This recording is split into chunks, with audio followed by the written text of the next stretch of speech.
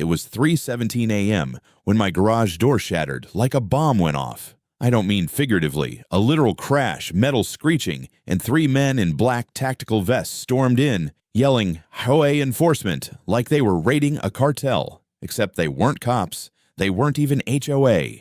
They were thugs in cheap uniforms. And that night, they made a fatal mistake. They broke into the wrong veteran's home. My name's Ethan Hawk Ramsey. I'm a retired Marine sniper turned single dad to my 13-year-old daughter, Mia. We live in a quiet cul-de-sac in Willow Creek, Arizona, and I thought I'd left war zones behind. 6 months ago, I thought moving to this desert suburb would give Mia a normal life after her mom died in a car accident. A safe, peaceful life. But I was wrong, and it nearly cost us everything. When Mia's mom, Sarah, died, I had to pick up the pieces. I made the decision to move here, away from the chaos of the city, to a place that seemed untouched by the weight of the world. I thought it would be better for Mia. A new chapter, a fresh start. She'd get to grow up in a place where the biggest problem was whether the lawn was mowed just right, or if the neighbors' garden gnomes were up to code. I had no idea that behind the pristine front yards and manicured lawns lay a very different kind of fight, one I would never have seen coming. Willow Creek, a cookie-cutter desert suburb where every cactus is trimmed, every mailbox is beige, and the air smells of dust and HOA tyranny. Dues, $120 a month for community standards. Translation, paying a bully to run your life. I'm a retired Marine gunnery sergeant, now a part-time security consultant. My Jeep Wrangler, parked in my garage, is no ordinary ride. It's a modified federal asset on loan from my consulting gig with Homeland Security, rigged with $150,000 in surveillance tech for border ops. That Jeep wasn't just a car. It was a tool, a lifeline, and in the wrong hands, it was dangerous. But the people coming after me, they didn't care about that. They saw it as a target. My house, a stucco rancher, smells of Mia's lavender candles and my old leather boots. Every scuff on the tile floor a reminder of her mom teaching her to dance. "Hawk," her mom used to say, "protect our girl, but teach her to fight her own battles." Those words rang in my ears. I never thought I'd have to teach Mia how to fight a battle like this. Enter Vanessa Klein. She was the HOA president, self-appointed, of course. She was a 45-year-old with slick black hair in a tight bun, a fake smile, and a white Range Rover that looked more suited for Beverly Hills than a dusty Arizona suburb. Vanessa had seized control of the HOA after the old president quit, citing a bylaw emergency. She was ruthless, and I didn't like her from the start. She was the kind of person who thrived on rules, on control. If you didn't follow the rules, you'd pay. She fined neighbors for unapproved porch lights, non-compliant garden gnomes, and anything else that might make life a little more interesting. She ran the neighborhood with an iron fist, and she seemed to take a particular interest in me. At first, I didn't think much of it. I ignored her petty complaints. But then, she set her sights on my Jeep. She claimed it was a military vehicle that was banned from residential lots. She didn't care that it was federal property, didn't care that it had been modified for Homeland Security's use. No, to her, it was just another way to exert control. She didn't like that I was different from the other residents, that my Jeep stood out in a neighborhood of beige mailboxes and manicured lawns. 2 months into my consulting gig, a notice hits my mailbox. Violation, unauthorized military vehicle storage. My Jeep, with faint federal decals, was deemed a visual threat. Fine, $60 a day, plus $2,500 in processing fees. Vanessa's fake rule. No tactical vehicles allowed. It didn't take me long to realize this wasn't just about the Jeep. It was personal. Vanessa wasn't just following the rules. She was making them up as she went along, targeting anyone who stood out. I shot back an email to Vanessa, citing my federal contract. Her reply was cold, dismissive. "Rules apply to everyone, Mr. Ramsey." The woman was as predictable as a sunset. She didn't care about the facts. She didn't care about the law. She just wanted power. My sister Tara, a nurse who was house-sitting while I was on a job, called me in a panic. "Ethan, Vanessa threatened to lien on the house." Her boyfriend Carl said he knows people at the sheriff's office who can make things tough for us. I could hear the fear in her voice. Tara wasn't one to panic easily, but this had shaken her.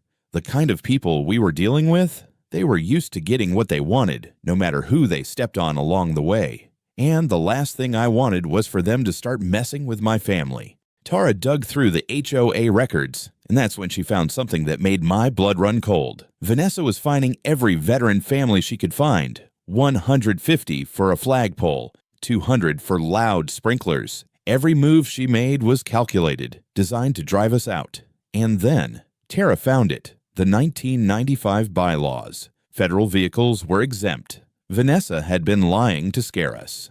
Knowledge. Nugget HOA rules can't override federal property protections. Tampering with government assets triggers automatic alerts to agencies like Homeland Security. Takeaway. Harassing a veteran's federal property is a fast track to federal trouble. I called my Homeland contact, Major Lisa Torres. She was a no-nonsense JAG officer who didn't mince words. Ramsey, she said, they're threatening federal property. That's a national security violation. She filed a report, and before long, Vanessa was placed on a federal watch list. That was when things started to get real, but it wasn't enough to stop her. No, Vanessa had something bigger in mind. Tara uncovered a twist. Vanessa wasn't just targeting us. She was working with Carl, her boyfriend, to force veterans out of the neighborhood and make way for a $1.2 million condo development deal. She had been secretly working to push us out so Carl could flip our homes for a massive profit.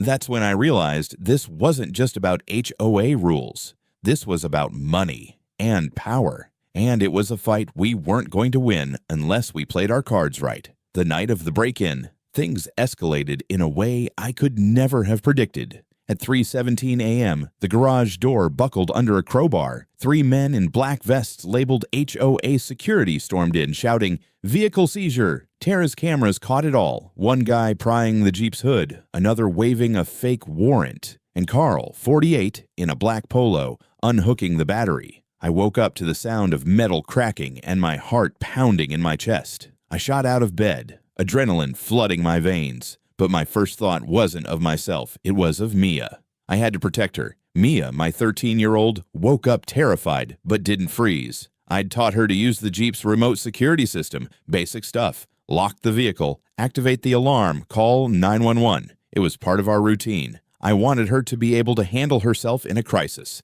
And in that moment, she didn't just handle it, she saved us. While Tara stalled the intruders, Mia slipped to her room, grabbed my encrypted tablet, and hit the Jeep's lockdown. Sirens blared, strobe lights flashed, and the Jeep's GPS pinged federal agents 20 miles away. Carl panicked. "Abort!" he screamed as the alarm deafened them. One thug swung a crowbar at the Jeep's window, but the bulletproof glass didn't budge. Mia, shaking but steady, shouted, "Get out, or the feds are coming!" Her voice was calm, controlled, the voice of someone who had learned to handle pressure, even at 13. 2 of the thugs fled, but Carl froze, caught on camera, his panic evident as he realized what he had just triggered. By 4 a.m., the neighbors had started to gather. Mr. Vargas, a 68-year-old Navy vet with a limp, had blocked the cul-de-sac with his pickup. Mrs. Chen, 80, a Korean War nurse, waved a flashlight, calling out Vanessa's lies. 15 residents stood guard in front of the Jeep, American flags in hand. Tara's voice was steady on the phone. "Ethan, the whole street's here." Vanessa, in her Range Rover, showed up screaming about trespassers and calling the sheriff, claiming a veteran riot. But her lies only piled up. False reporting, obstruction of justice. It was her own undoing. Mrs. Chen had recorded HOA meetings, capturing Vanessa bragging about clearing veterans for profit. That audio was the smoking gun. Tara's hospital colleague traced Carl's company records, $1.2 million in condo pre-sales targeting veteran homes. Vanessa skimmed $65,000 in HOA dues via fake maintenance fees. The paper trail screamed RICO violations. Knowledge nugget. HOA fraud across state lines triggers RICO prosecution. Targeting veterans for profit is organized crime with 20-year sentences. Takeaway. Corrupt HOAs face federal heat when they cross protected groups like veterans. By the time we got to the community center for the final reckoning, the room was packed. Federal agents, news crews, and veterans all there for one thing: justice. Prosecutor Mark Vega stood at the podium. "This is organized crime, not neighborhood rules," he said, his voice steady. I spoke next, still a little shaken but determined. "Vanessa endangered national security," I said, staring her down. That Jeep protects borders she tried to steal. Vanessa's fake smile cracked as marshals cuffed her. Carl, sweating in his polo, was nabbed trying to slip out. The crowd roared, "Justice!" Vanessa was sentenced to 6 years in federal prison. Carl got 4, with $1.2 million in restitution. The judge said, "Targeting veterans is un-American."